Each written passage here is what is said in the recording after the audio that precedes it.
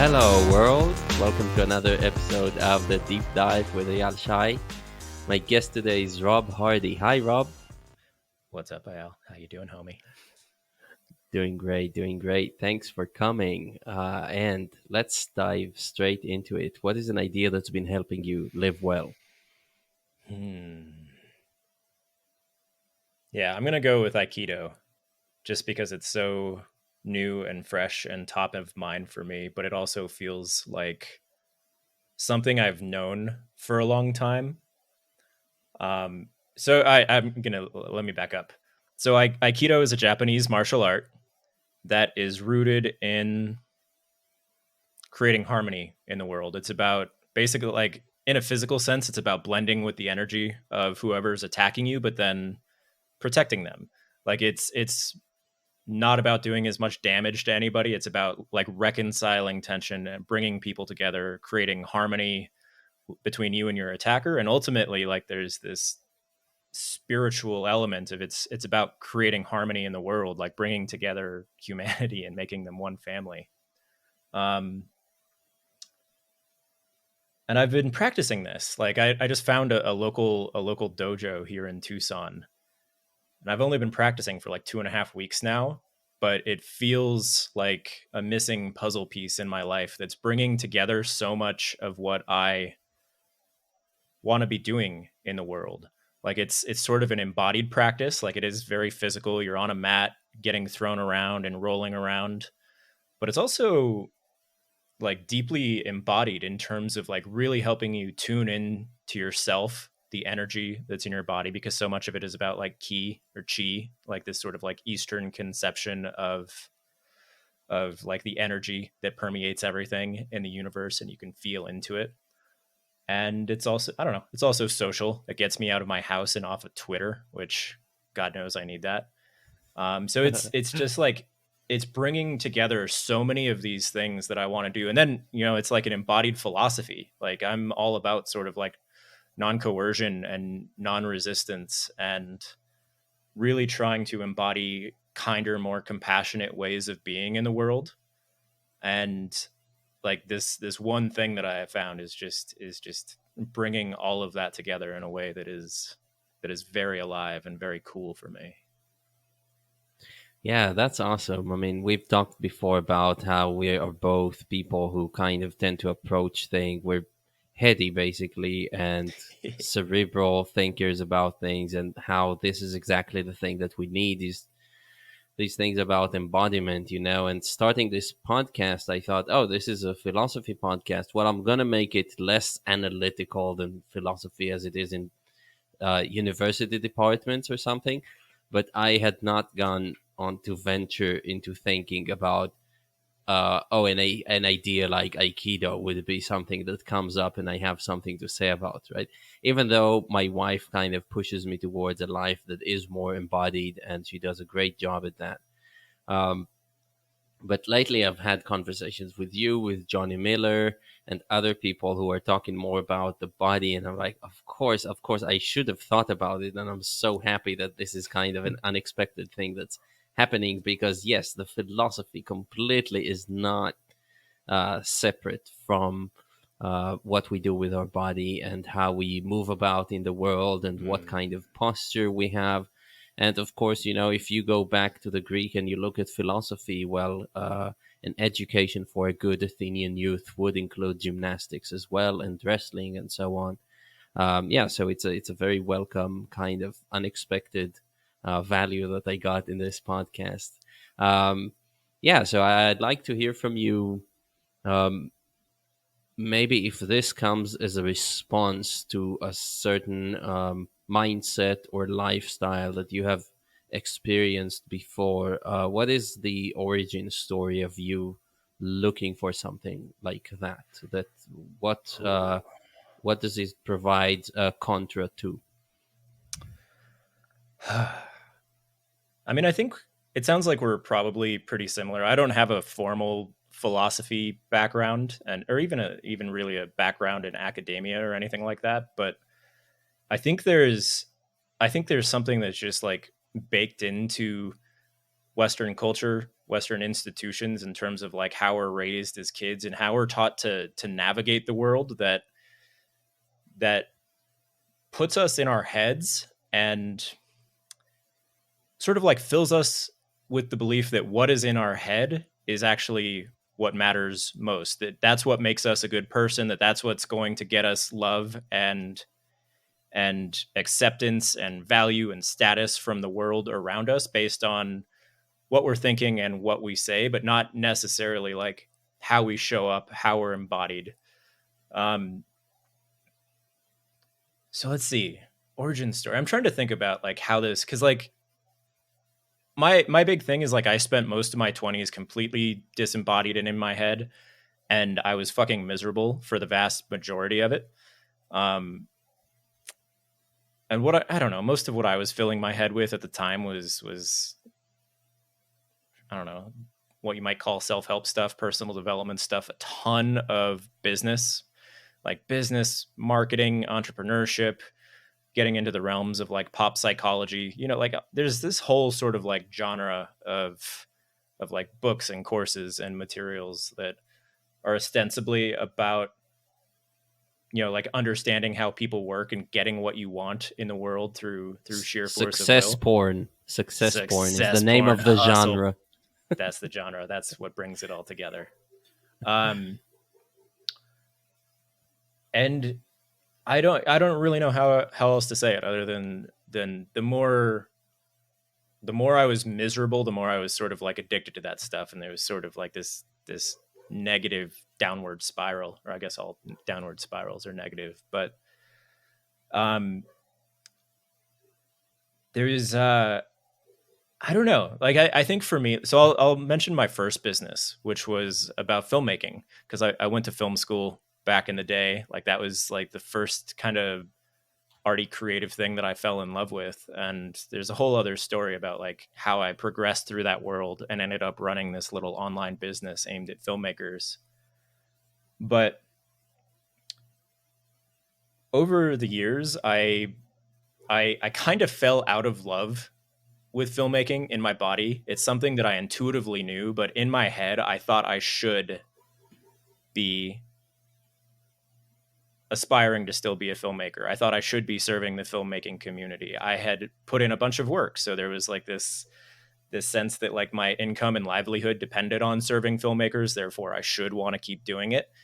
Even though there was something in me, and I have no idea what that something is exactly, or like how to articulate it, but there was a part of me that knew that this wasn't the right thing for me, that I no longer felt a sense of I like belonging in the film community, that I didn't want to spend my life there. But because of this sort of head body split, and giving credence, like I don't know, only valuing what was in my head, I just kept on pushing and pushing and pushing and making myself more and more and more miserable. And the wake up call for me was the pandemic and the lockdowns, because it was just like this giant pattern interrupted my life. And yeah, there was like 2 or 3 months there where I was just like so frazzled and anxious that I didn't really have like the energy to actually work on things. I couldn't go out and do anything. So it kind of just forced me to introspect a little bit and spend some quality time with myself, which was terrible. And I just came face to face with the fact that I could not keep ignoring whatever that part of myself was that knew that I wasn't a filmmaker anymore. Like it was just clear as day that I had to admit to myself and everybody else that I was no longer a filmmaker, that I didn't want to serve the filmmaking community anymore, and that I wanted to chart off in like new uncertain directions. And that in large part is what sort of led me to certain corners of Twitter and into more like emotional and embodied work, into the realm of Hmm. non-coercion. Like it's all sort of sprang from those first few months of the pandemic where I was like, oh fuck no, I cannot keep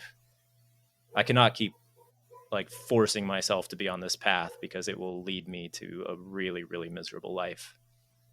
Right, right. Yeah. And, in that sense, we hear more and more stories that listening to them, it turns out that the pandemic wasn't just a bad thing. It was a bad thing Mm. for a lot of people, but for me too, it kind of made me go in very different directions in a very different trajectory than the one I was on. So I want to ask you if Aikido is about body contact, it's about facing someone or something, um, and having to deal with it. This pre-pandemic time and having your first business, what kind of physical conflict would you liken it to? So if it's not Aikido, what is it? A Hmm. street fight, wrestling? What is it? It's such a good question.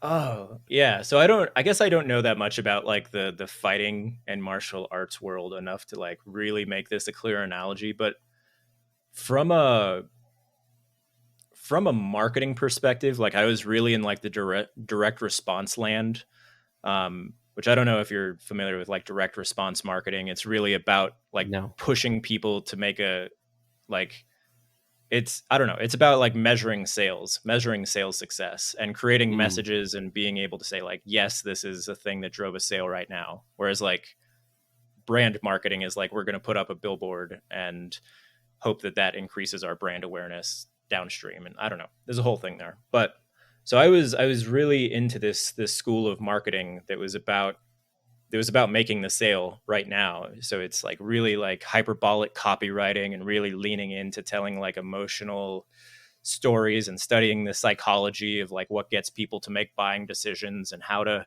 manipulate their emotional state so that you can get them into a place where they make the decision you want them to make right now. So there's something like really kind of shisty and manipulative and authoritarian about it. It's about exercising control over people's psyche, their emotional state. mm-hmm. Um, so I don't know exactly like what the we'll say I don't know. There's something maybe like street fighting about it. I don't know that much about street fighting, but like I don't know that there's like it really Sounds is like about bullying. Just yeah. good old bullying. Yeah. Heck yeah. Well, and that's the interesting thing is like there's ways to dress up sort of like direct response marketing and make it seem very very kind and very empathetic, but like at Mm, its core, and like that was always me, right? Like I was never one of the super aggressive marketers who had like like the yellow highlighter and like really really hypey stuff, like using countdown timers and all the dumb bullshit you see online. But like at the core it was still that same thing and rooted in sort of like authoritarian, I'm going to control you type ways of being.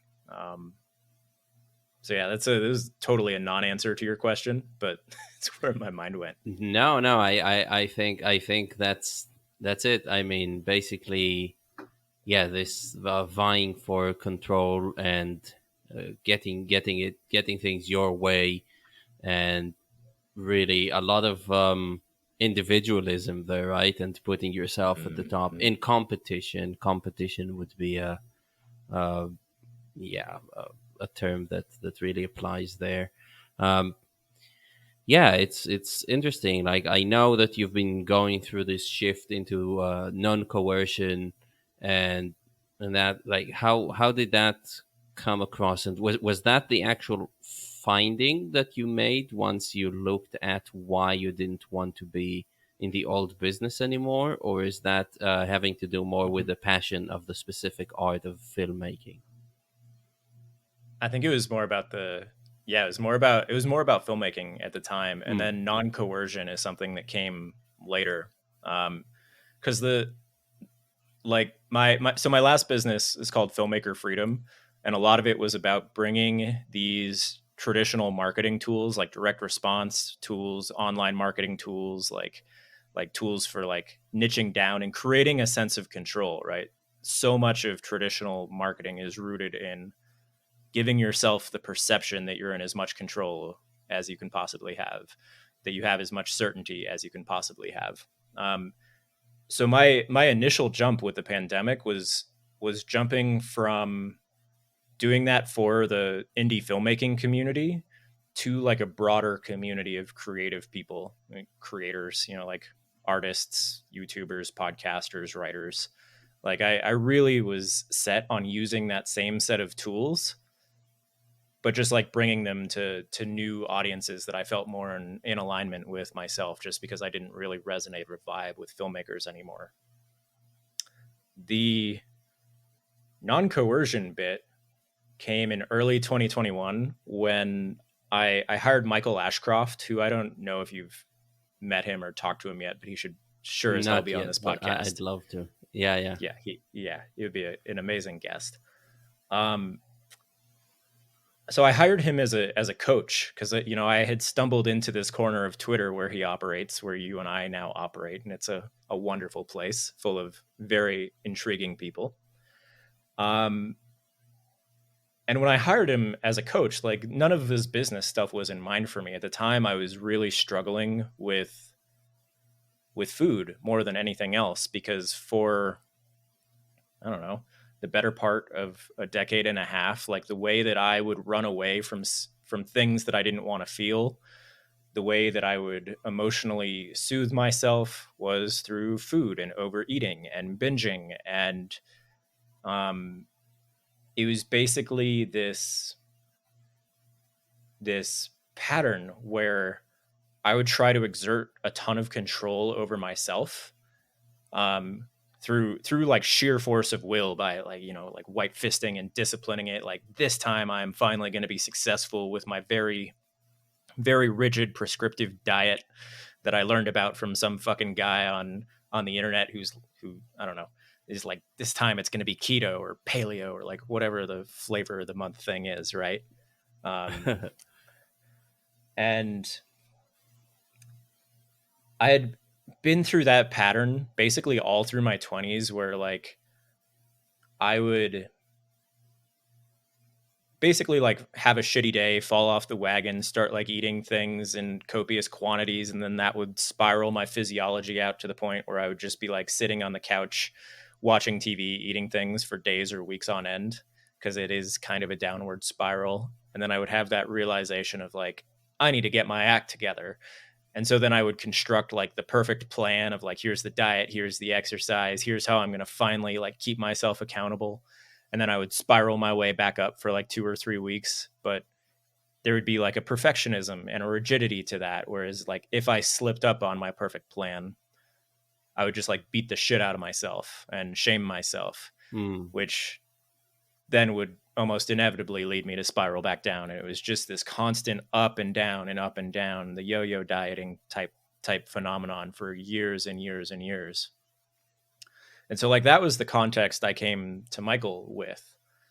Um, and Michael has, he's in this like his thing is Alexander technique, which I still don't know a ton about, but he also has this sort of like Zen and Taoist like Wu Wei philosophy, and very much just like this non-coercion um, frame for things. And one of the first things he asked me was like, "What if you just stopped being at war with yourself? Like, what if you just trusted yourself to know what you want to eat?" And like you listen to that.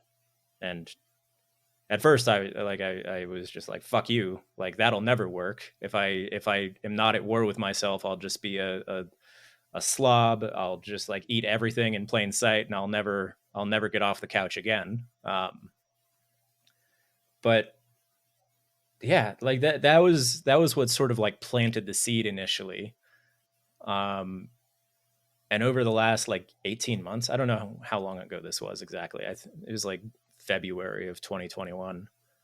um, that idea that you can trust yourself and not be at war with yourself has sort of spiraled into something that has encompassed like every facet of my life, because I started doing that with food. I started doing that with exercise. I started listening to like, oh, my body actually is hungry now and I can choose to eat, instead of being like locked up in my head and thinking that like, oh, I have to eat like 3 meals a day and they have to be like such and such and I have to count my calories and I have to like whatever the fuck the thing is. Like it really started tuning me into my body and getting me out of like the war that was raging in my head. um And then that started trickling into how I think about marketing. But I'm going to leave it there because I've been talking for a long time. um, yeah, no, thanks for sharing. It does sound like quite an amazing turnaround for you. So that's great to hear. I think that a lot of our lives, especially in the West, it's there's a sense, of course, the American kind of way to look at things. If you work hard, results will come, right? Which is such a, I guess, 20th century thing to say, like mid 20th century thing to say. If you work hard at your job or something, you will get that promotion, you will get that pension or whatever. And of course, we this doesn't hold water in this day and age, and I think a lot of people are not buying it, and we're still not we don't have any kind of alternative framework to look at it. So I think it for a lot of us it makes us look at the seek that control that you were talking Mhm. about, right? It's like, I want to write a book, I want to start a podcast, I want to do something, open a business, and I desperately want to know that this will pay off, right? And pay off and pay the bills. And there you have a lot of conflict already, basically, because how hard is work is working hard, right? Just like Yeah. you could always try pushing yourself harder, just like really just like any athlete, right, can push themselves. And Hmm. you're inevitably going to find that you have pushed yourself too hard at some point, and your body will tell you to stop. It'll make you sick, it will make you depressed or whatever. um, but since you don't have an alternative to the thinking, you're very likely to go at it again. So I think that's true for almost any addiction or almost any habit that we have. A lot of the solutions are just like basically don't do it or do the other thing. But to get to the core of our soul, and to Hmm. really change something at that deep level and give an alternative, sensible story that shows us a different path where fighting isn't part of the way of life. That's really hard, and it's particularly hard after so many years that we've been doing the other thing. So the other thing is hard, but it's not as hard as doing a new thing, right? It's a habit. So the habits by definition are just these easy things to yeah, it's just a fallback plan. um yeah, so it's my story with the pandemic, going into a direction of doing something creative. It's very interesting because I feel you and I now have a lot in common in our talk about non-coercion and marketing in particular, and how to grow stuff and move toward a future that is sustainable, financially, mentally, in all the way. But it sounds like had we met in the at the beginning of the pandemic when I was just a kind of a wannabe creator, and we're still in the old ways of thinking when it comes to marketing, we wouldn't have um, yeah, vibed at all. So it's really cool that we came to this place. And for me, it was from the artist's point of view. I think it's also you want control. You want to do something which is authentic, that Mhm. flows naturally out of you and onto the paper, onto the screen, whatever it is you're doing, into the conversation.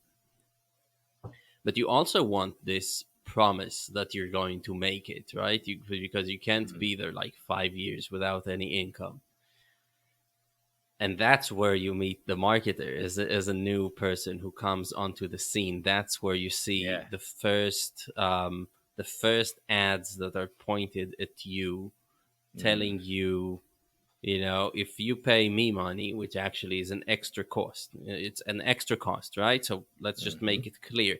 You could have lived off that money and made your art for a little bit longer. But give me that money, and I will, of course, not explicitly make it work for you, but wink wink, it's like Yeah. this is going to give you the soothing that you need to do your thing. Of course, Mm. yeah, I don't know, what do you think of that? Like, there's a little bit more to that, but Yeah. I'm gonna let I you oh, I have thoughts, y'all. So the funny thing is like, let's say you were in that position in like early 2020, where you're like that sort of newbie creator who's looking for that sense of control and certainty, the promise that things are going to work out. If you had encountered me, I probably would have been the marketer who would be promising you that sense of control and giving, because like, so okay, let's like play this out a little bit, because I do believe there are ways of approaching this marketing puzzle of being a creator and whatever else where you can maximize your certainty.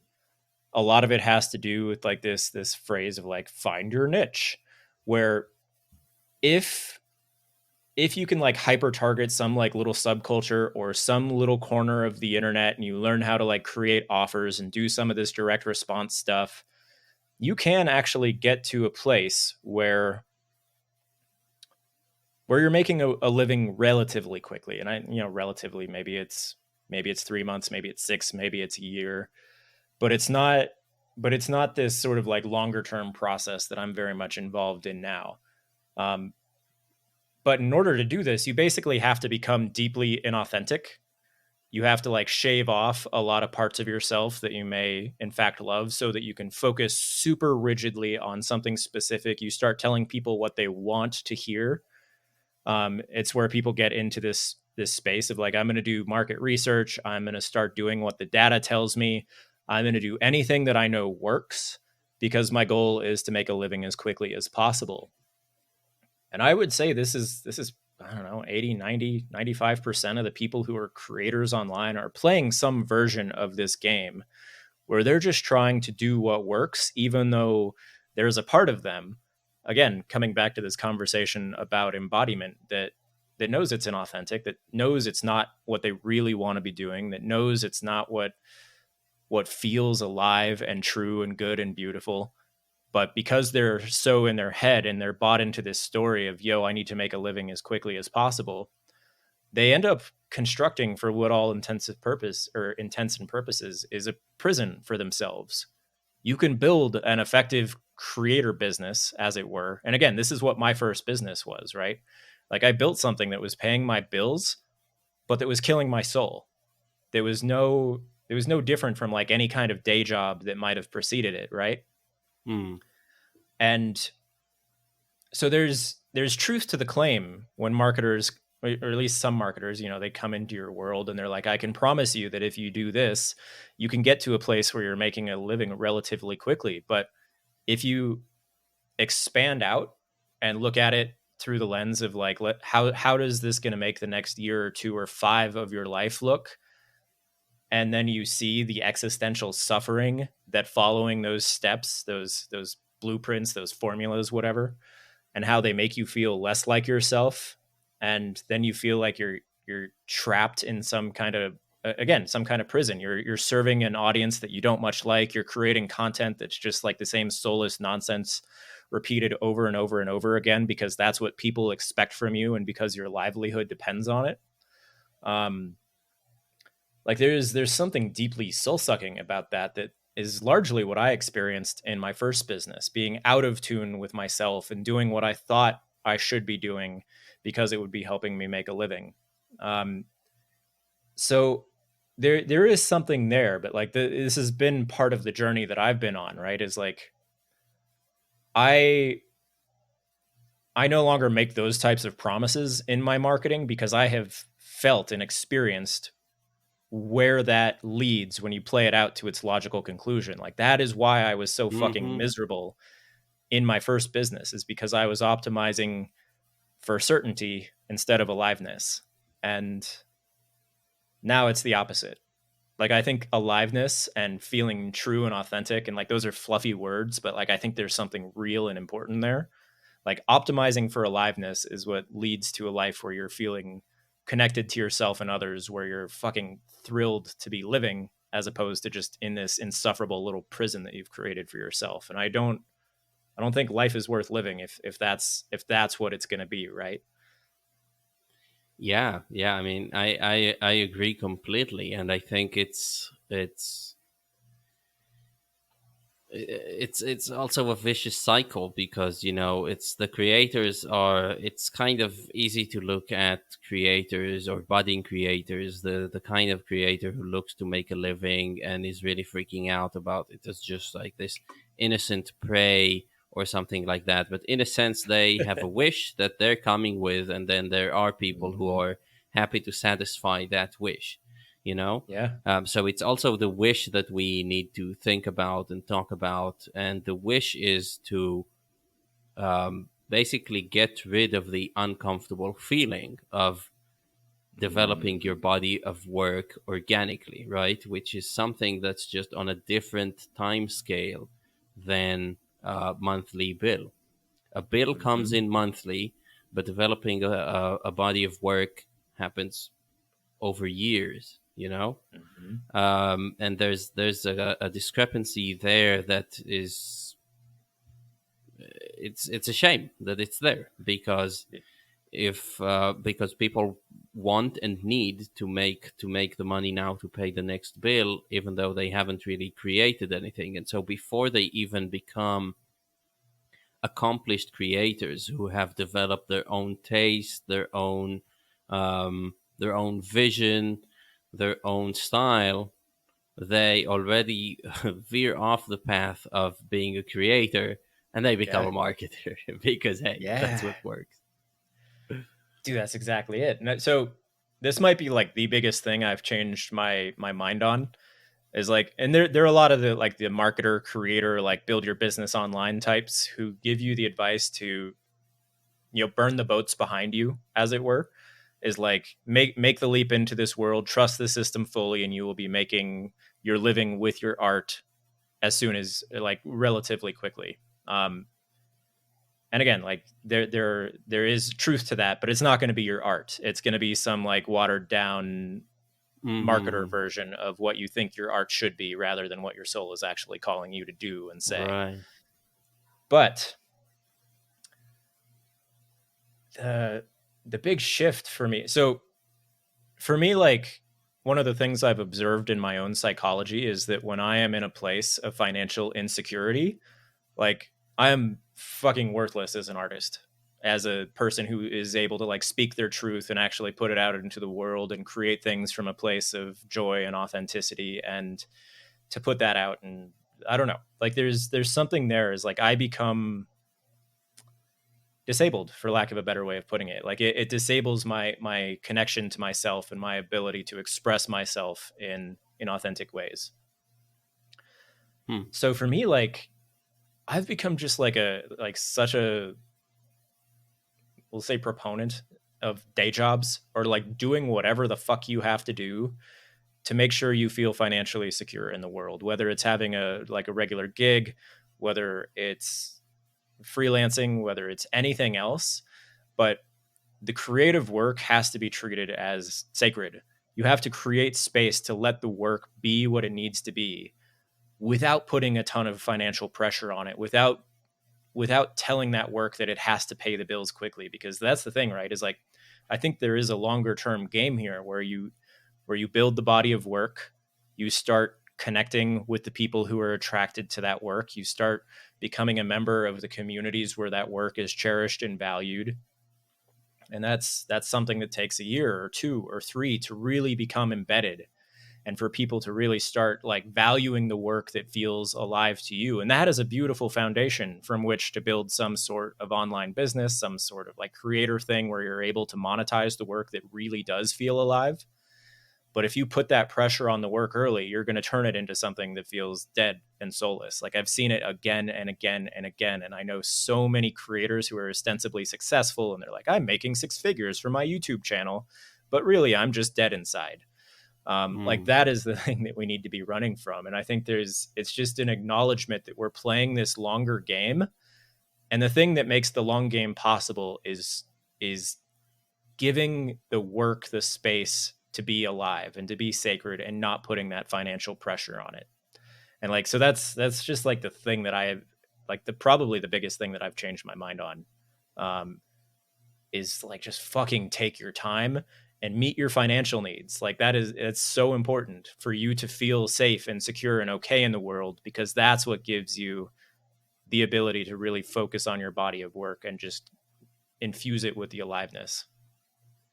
Yeah, wow. You always say what makes me feel good. So thank you, thank you for that. Like you're my go to guy. Where it's like, oh yeah, yeah, yeah. I'm not crazy. I'm not crazy. A lot of the times I think I am, and a lot of the times there is self doubt about the way, because if you've been kind of going on this plateau for a while and you don't know if there's Mm. any kind of end in sight or a way for you to actually make it sustainable long term financially. Yeah, I want to introduce Aikido back in the conversation and think a little bit Mm. about how this. Um, yeah, you said protect your attacker. So I mean, if we're going to take it into the field of working online, of business, um, how does the analogy work there? Mm. Okay. I have some thoughts. Like, so when we initially connected a couple weeks ago and like set up recording for this, like we were kind of like jabbing at some, some of the people online who kind of like sell the dream, as it were. Hmm. Um, and I'll just share one of my examples of a program called Ship 30 for 30, a guy named Dickie Bush, and there's some other guy who runs it, where I have I have some negative feelings, shall we say. Um, and I don't know. This is going to be a little bit messy, so I'm just going to try to unpack some shit in real time here. Um, there's one sense in which those negative feelings are caused by the way they're showing up in the world, which is selling the dream, selling certainty, selling a step-by-step formula, which in fact turns people into cheap generic, I don't know, like basically cheap generic knockoffs of the person teaching the program. Like that's what so many of these online courses that teach you how to make a living online, that's what they do. Is just like, follow what I did and you will become successful as I am. Like it's that whole cycle. Yep. But by following the recipe, so to speak, you become a lookalike of them.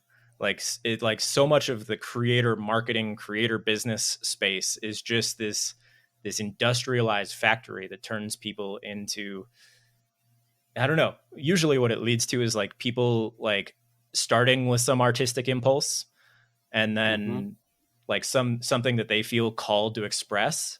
But then Hmm. because they're following the analytics, because they're following the formula, they start like teaching the same thing that their guru taught, right? Is like they Right. start teaching marketing, they start playing the meta creator game.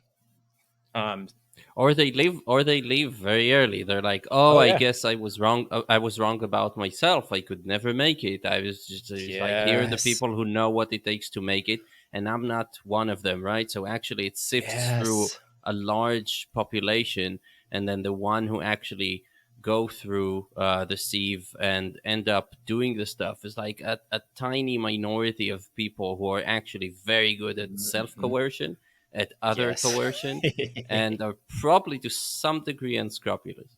But Yeah. most people are just like have their dream crushed because it's not for them to push themselves that hard. It's not for them to sell other people the idea that they were sold, and so on. Yeah. And like, I don't know. This is the reason that I'm still in the game, like 8 or 9 years later from initially starting down this path, is just because I am like hard headed, basically.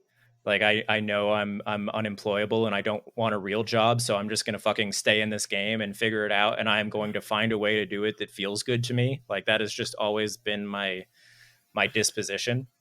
Is but You're yeah, my so that's brother from another mother for sure. Yeah. no doubt.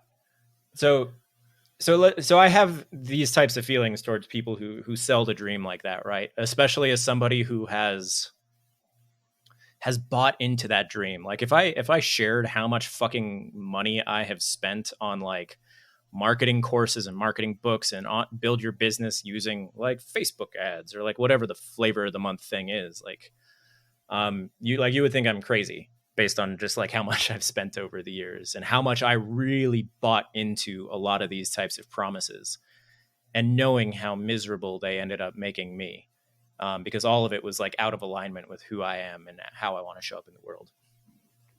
So there is an element of anger there, of like coming into these types of ecosystems and seeing people who are selling the dream, and and knowing that people are eagerly buying that dream. So that's one element, right? Another element is envy, because like I'm trying to play the game in this much slower, more non-coercive, more friendly, more long-term way. And I don't make that much money, right? Like it's starting to pick up, like it's a snowball rolling down the hill, but I know I could be making like 10 or 100 times what I make right now if I played the game a certain way and made certain types of promises and wrote copy in specific ways, right? But there's that part of me, like that very like base instinct that looks at the people who are playing that game and who are like, for all intents and purposes, like succeeding at the financial game, and just feeling a little bit resentful of it, feeling a little bit envious of it. So like that's an underlying ingredient of this, like Rob is mad at like certain successful people in this space, right? So that's kind of like the underlying emotional stew. There's like sort of a justified anger of knowing that they're selling a dream that's going to lead people to be like disembodied and out of touch with themselves, and likely becoming their own sort of meta creators in this pyramid scheme of like creators who teach creators how to create good so they can create courses on how to create more courses for creators who want to create good, like that whole fucking thing. um but then there's this element of just like the darker, more envious side that I'm not really comfortable with, right? It even feels scary talking about it. But to bring it back around to this Aikido metaphor, because at this point it is kind of a metaphor, is I am far more interested in reconciling the tensions between me and those people than I am making them out to be an enemy, of dividing the world into good and bad, of like, look at me and how virtuous I am and how I'm practicing marketing. Look at them and how evil and manipulative they are. That is a really compelling story. Like as a marketer, that is a story that I could easily tell. It's emotionally charged. It gets people feeling good. It creates a sense of belonging with my people. And from a marketing standpoint, it's so effective. But from a heal the world standpoint, it's fucking poison. It's the same story that, that religions tell, that politicians tell. It's the same story at the core of like the culture war and like why everything feels so divisive and full of hatred. Like it's that same core story, that like Manichaean thing in our mind where we want to divide the world between good and evil. But I I just I don't know. I can't play that game and feel good about myself, because I know where that story leads. And I see it in myself. Like I see the desire to divide the world that way, and it's something that I have to be really, really cognizant of. So to bring it back around to Aikido, right? Like this embodied practice where it is about blending with the energy of a perceived opponent and protecting them. That's how I want to feel about like Ship 30 now, or like David Perel, or some of the other people in this space who really kind of annoy the shit out of me. Like I look at their stuff and I just like roll my eyes, but at the same time there's good there. Like I don't know, like I have so many friends who've been through rite of passage and they've paid like, I don't know what he's charging, like 6,000 fucking dollars or whatever for that thing. Yeah. um but I have friends who swear that it's been deeply life changing for them, and that it's like one of the best communities they've ever been part of, and they learn new skills and it sent them on a new life direction. And like that's incredible. I don't have to agree with the way he markets. I don't have to agree with the sort of like, my name is David Perel and I invented writing on the internet kind of story he tells. Like, I don't know if he realizes that people have been writing on the internet for 30 fucking years, like longer than he's been alive. Um, but the man is doing good in the world and he is changing people's lives. And I like, that's the thing, is like, I am not going to undermine that. I'm not going to say that anybody who is choosing that is wrong. I can point out ways in which I don't think he's like, the way he teaches these things is necessarily correct, or you can like learn all of this on your own without fucking investing in a $6,000 online course. But I also just invested in like a course like that, so I can't even, like, I would be super hypocritical there too. So there's something here about blending with your attacker and protecting them and seeking to harmonize and seeking to frame these things in a way that we're all playing the same game. We all are going to the same places. And yes, there are meaningful differences in terms of how we approach these things. But more and more, I don't want to divide the world between good and evil. I don't want to say like, I'm virtuous, they're bad. Because I know that any way I partake in that story, whether it's in marketing and business, whether it's in politics, whether it's in religion, whether it's in anything, all that does is perpetuate the evils in the world. And if I don't knock it out in my own heart and in the way that I show up in my business and in the way that I communicate, then like, I'm just perpetuating the things that ostensibly I want to stop in the world. Yeah, yeah. I really like this this positive outlook on things, and yeah, we have to keep in mind as well that as it's also a tendency of ours as humans maybe to ascribe kind of evil to people. I do think that a lot of people are just don't happen to have the an idea about harmonization and how to do that, so that's just what they go with, or give people the benefit of the doubt that they genuinely want to do good in the world and help more people make a living online. That's true. I mean, I think people can and do get lost in their personas and they become Mm-hmm. that guy who does it, but yeah, I mean, Rob the person who was grinding way too hard and being hard on himself is like, that's them, right? So Mm-hmm. um, the people who are the marketers of future marketers are also very hard with themselves. They will not Mm-hmm. let themselves take the foot off the gas pedal for a moment. They are the person that you are trying to and that you are trying to heal from, right? So Yeah. in a sense, there's no animosity there, and it is important that we are able to change our perspective and make the shift, and we do that by leading by example, right? Mm-hmm. And I think that's very important to stick to what you're doing, and also knowing, like for me personally, also knowing that down the line I was like, should I succeed in a more mainstream way, right? Which I'm very far from doing. Should I succeed in a more mainstream way? It's going to be very compelling to pretend like I can take credit for stuff and be moving on to the place where I teach people how I've done it without taking account like the luck that's involved, the help from other people for which I can take credit of, and it's yeah, and we need to stay. I think that that relates to not going with the story of opposition of here's an enemy of mine or something like that, because I think it creates the type of energy when I think about if I had it, it would make me down the line go down the path of then getting to some sort of peak and be like, I've shown you all, I've shown you and you and you, and you didn't believe me and you didn't believe me, right? And it's like, Yeah. that is pretty bad if that's the kind of emotion that arises in you when you've finally reached some sort of successful place. You'd think there'd be joy, but now if you go down that path, you realize, oh, it's actually anger that I'm letting myself feel now. That's kind of bad. Mm,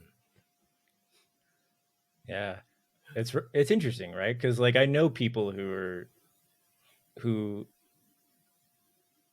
have I don't know, someone told them they can't do something, and like that planted a seed that then I don't know, like fueled them for the rest of their lives basically. Like it becomes a fuel source. That sort of like resentment, that fuck you attitude. Like Yeah, it's like I don't know, like Michael Jordan at like 4 years old or something, playing with his yeah, brother in the driveway. And I was like, yeah, I guess that was yeah. enough to like, you get to the top and you don't even stop there. It's like, Hmm. Yeah. Yeah, so I don't know where to go from there. Like cuz I'm still figuring out all of this for myself, but like I'm I think that like the frontier for me right now is like using aliveness as a fuel source. And like so when I say aliveness, like there's this it's like this stew of like psychological and emotional and physiological things all happening at once. There's like emotional, it's like sort of like an opening up, like a deep presence to something, to like new possibilities. There's a sense of curiosity or wonder of like getting pulled in a specific direction and really wanting to go play there. There's but there's also like a lightness. So it's like instead of like putting a ton of pressure on yourself, there's like a lightness and like a almost like a don't give a fuck attitude that makes it playful to go explore your curiosity. So it's like this stew of things all happening at once, and it can be extremely motivating to like really like tune into yourself, to get out of your head and be like, what's alive for me right now? What's alive in creative work? What's alive in in like fitness? Like what does my body want to do? What's alive in relationship?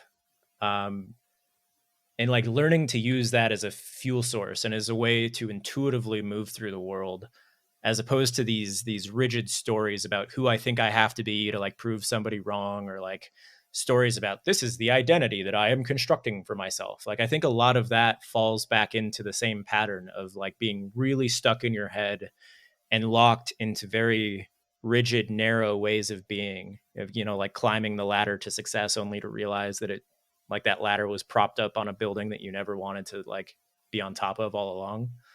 So like that's the thing that I'm exploring is like, can aliveness and resonance and like really trusting what's alive for you in the moment and using that as a tool to navigate the world more and more. I believe that leads to creating lives that are deeply meaningful, connecting with people in really profound ways, creating things that nobody else but you could, because you're following something that you essentially have no control over. Like it's an act of faith to follow your aliveness.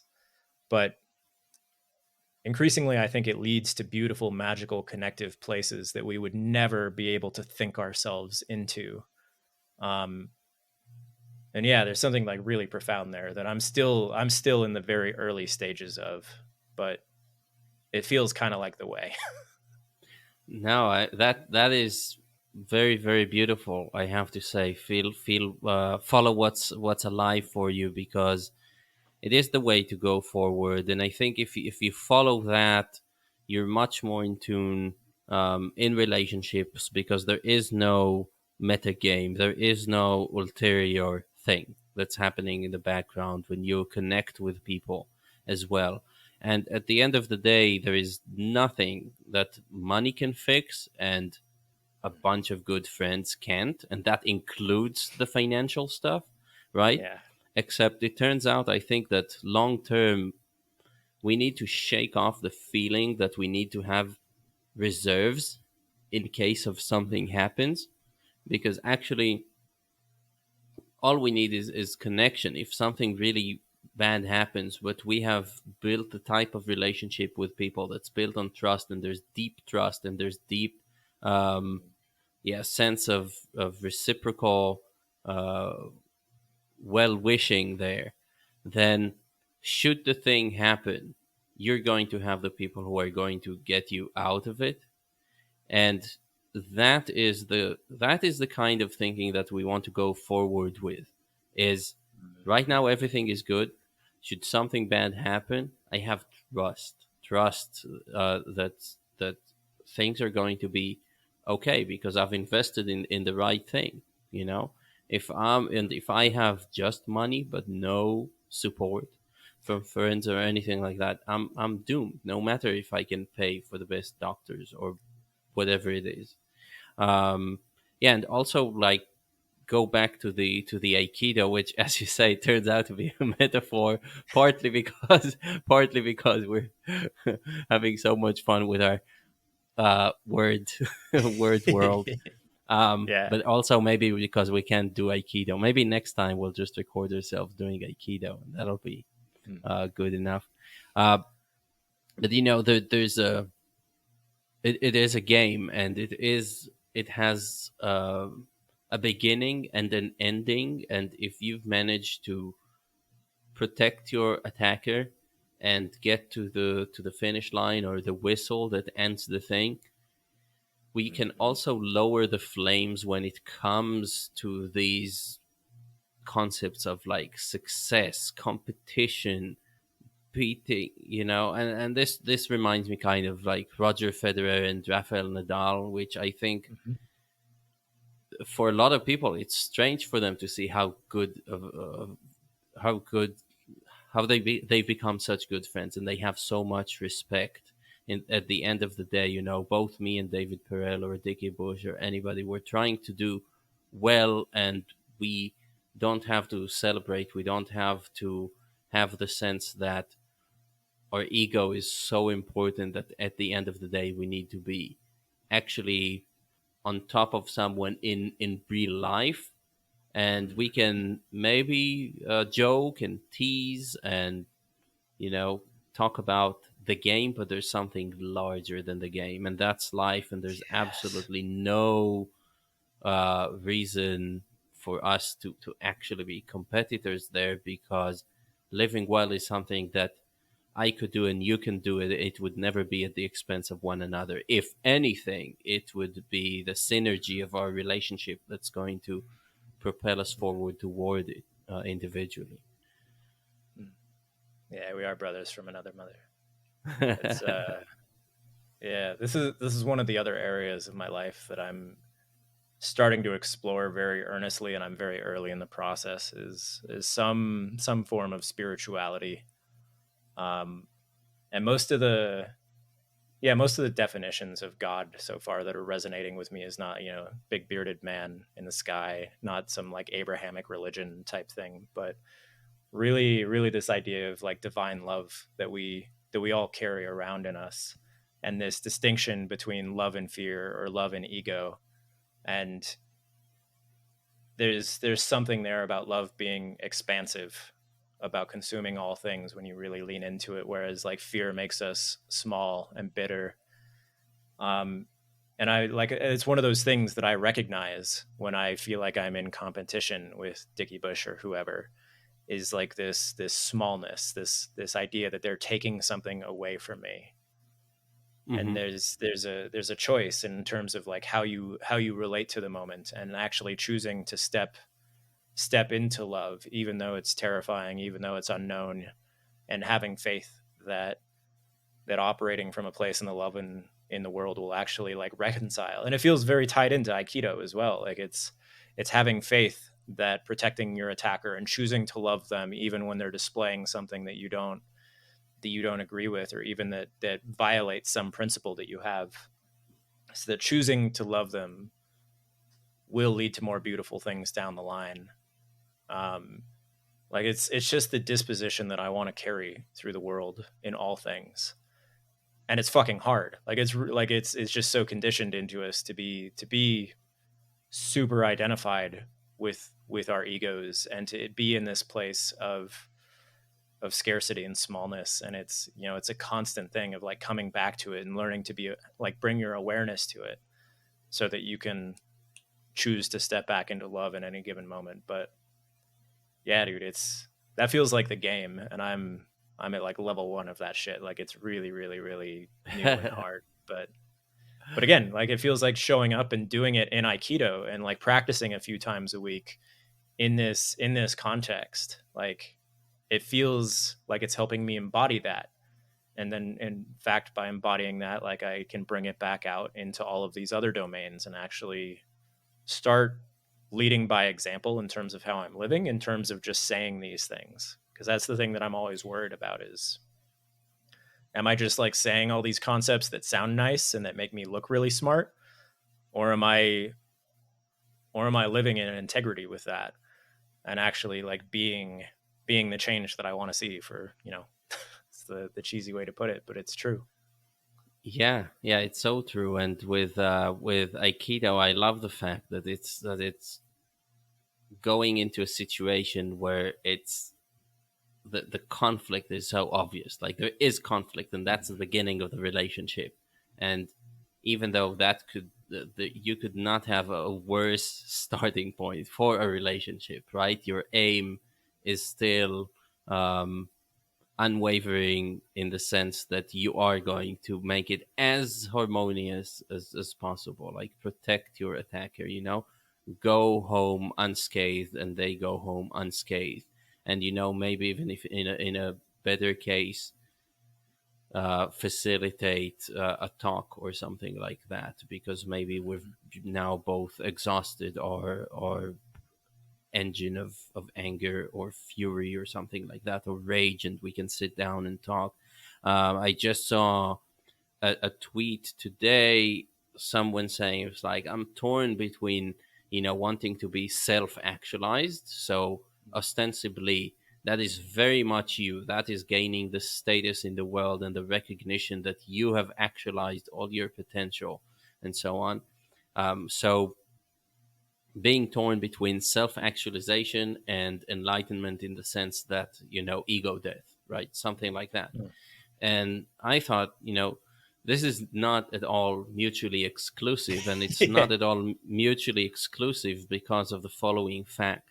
There are emergent properties of things that are made up of smaller things, right? So any water that you look at in a kettle is made up of atoms and molecules, right? And if you zoom in, you see a molecule, you see an individual molecule. You zoom out, you see a seemingly unified body of water, right? And this is us. I mean, each of us individually, our self actualization is to be able to break down barriers between us and other members of the human race, so that we give rise to an emergent entity or property of a harmonized society that's also well and doing well, right? And still, that doesn't mean you're not there. If you're going to change your perspective and use a microscope, you're there and you're doing well and you're wonderful. So there's no you're not nothing. You don't have to worry about not feeling like anyone or losing yourself into, and being miserable while you sacrificed everything for this one big thing. No, actually, this big thing it depends on you being as well as you can be, right? So, Yes. and we need to be able to move between perspectives, between the very small and the very large, constantly, and realize that they are not only not mutually exclusive, but they're dependent on one another. For the big thing to be well, every small part of it needs to be well. And Yeah. that's how we want to go forward. Yeah. Oh, I love all of that so much. And I would even say they're the same thing, right? Is like self-actualization and enlightenment. They're the exact same fucking thing. It's like becoming who Yeah, you yeah, need to be to that's what I'm saying. yeah, it's like yeah, it's It's having man. no barrier. It's harnessing all that you can do and all the ways in which you can affect the world. You affect the world in in order to give rise to something bigger than you are. But it doesn't mean that you're gone. If you're going to look, you're going to see yourself, and you still have your your personal qualia that no one else has. uh, so yeah, you are both self-actualized and completely coalesced into a big thing. But there is, yeah, it's like a win-win, right? And that's the point of justice, which is a concept that is very close to my heart, and there's an episode on it. um, that's how we should live life eventually. I'm not talking about me doing well and you doing well in different terms. It's They come Mhm. about naturally when we're aligned. I eventually don't want to talk about us as two different things doing well, because actually we want to be doing well at the same time, and we can. Mm. Mm. I love all of that. I'm just kind of like soaking it in, just bathing in it. It's totally my jam. Yeah, And I don't think yeah. I have anything to add. I'm just enjoying. Yeah, same here. I mean, I think we've reached a climax of Sword. I'm just trying to think if there should be anything more to say about Aikido at this point, Yeah. You do, but if I'm not nothing sure. else, like it's such a new thing to me. So this is like the first time I've actually like I haven't written really about it yet and really like tried to articulate the way it fits into the larger picture for me. But more and more I'm convinced that like holy shit, like as a way to move through the world, like this is the physical practice, the embodied practice that I should be focusing on. And I like that word practice more and more. Um, because like as a disembodied thinky person who's just like constantly like thinking about shit but not actually like putting it into the way I live, like i'm I'm hyper aware of how I can delude myself into thinking I'm living a certain way, but really I'm just like spinning up stories in my head when nothing has changed in my physical reality. um so just going to a class like this a few times a week, like it's actually helping me embody these principles that I believe in so deeply, and it's helping ingrain them into me in ways that will help me harmonize my world in ways that I otherwise wouldn't if I was just in my head and like writing about it and like talking about it all the time. So I'm more intrigued than ever about like this idea of like how do we embody our principles and how can we practice them in the external world in some way. Like that feels at least like a missing link in my own life, and probably for a lot of other sort of like intellectual heady types who like thinking about shit but don't do much else in the world. Like, yeah. Yeah, yeah, that's a trap for sure for me as well. And I can just say that a few of the things that helped me is, first of all, like have a home with a wife and a daughter that I love, and they're there to demand things from me for which Mm. I'm grateful, because it makes me it makes me do things, right? If I were on my own, yeah, not great probably. Animals, pets, so anything like that demands in real time, things that in real time demand your attention, I think is good, as well as some habits that come into that, like Aikido, like whatever physical thing. And I think whatever is fun to play outside, because it Mm. is something that we can reconnect to, and keep our range of motion and range of thoughts as well very much alive. I think that comes through creative play. So natural parkour is really fun for people who Mm. are out there. Stuff you can just do on the way home, right? Yeah. You're on your way home anyway. So if you see a bench, what else could a bench be good for? If you see a tree branch, it begs of you to hang from it. So these Yeah. little things, I think, are very important. And getting rid of all of your sofas in the house. Damn it. uh, I feel like one of these days, like we're gonna have a call, and my sofa's gonna be gone, and you'll know that it was all you're doing. Waiting for that day. All right, Rob. Well, this has been really nothing short of amazing. I enjoyed it so much. Dude, me too, man. Yeah, thank you for bringing together all of the yeah, like weaving Aikido into every facet of my life. Was not expecting that on this call, and it means a lot. Yeah, thank you. Yeah, before we go, where could people find your online presence? And if you want to suggest an Aikido dojo for anyone, go for that too. Uh, well, if you happen to be in Tucson, Arizona, I've been going to, I believe it's called Aikido Dojo. If you just like, it's like SHOUBA dojo. Pretty dope. Real good vibes at that place. Best place to find me is at ungated.media. That's where I talk about business and marketing from this like non-coercive lens and like playing long games and 1,000 true fans and not not falling into the traps of like online marketing and like hustle success culture and not building prisons for yourself. That's where I happen to be, but mostly I just spend my day on Twitter. I'm at ungated creative and trying to spend less time on Twitter and be more of an embodied person in the world. So that's a whole other All conversation. right, my friend. Well, this is great, and I'm really grateful for your presence and then this kind of thinking that we share for sure. So until next time. Likewise.